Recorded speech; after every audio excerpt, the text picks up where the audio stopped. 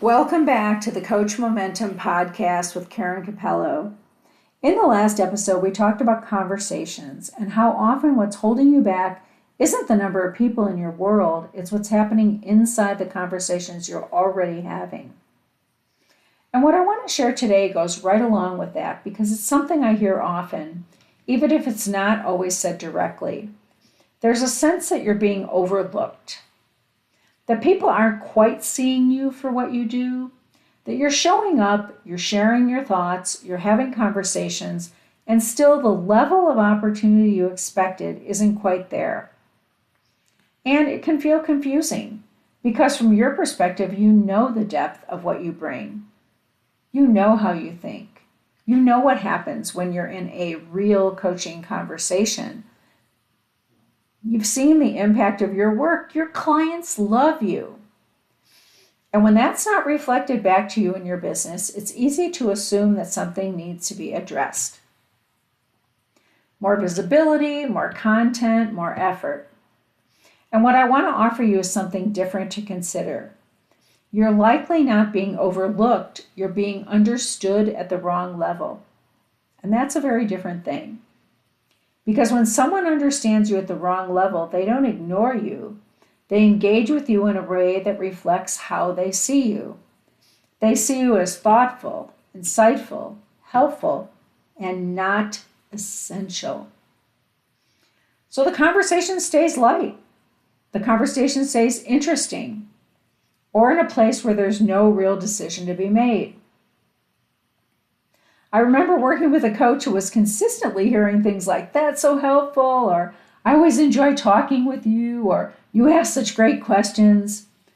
And on the surface, those are all good things to hear, but no one was stepping forward. No one was saying, "I want to work with you."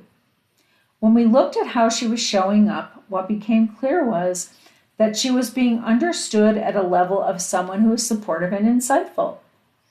And the level she was actually operating at in her coaching sessions was much deeper than that.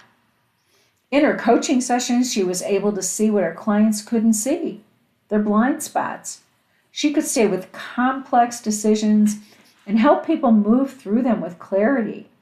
She wasn't just offering support, she was essential to the outcome they were trying to create.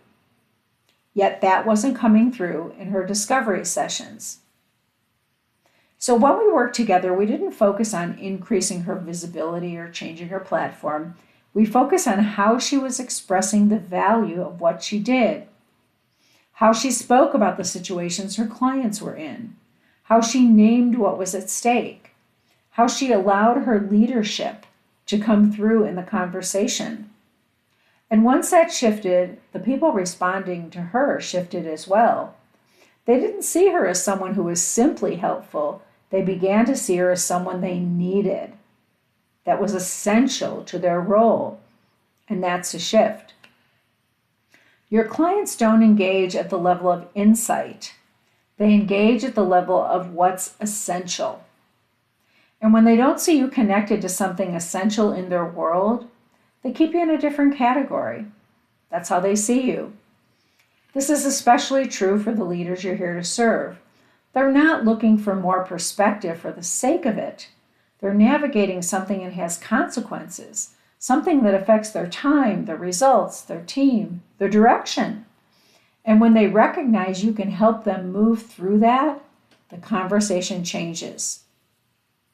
So if you've been feeling like you're not quite being seen, I want to invite you to look at this in a slightly different way. Where might you be communicating at a level that feels safe or general or familiar, and not a level where your work actually makes a difference? Where might you be describing your work in a way that's accurate and not specific enough to connect to what's at stake?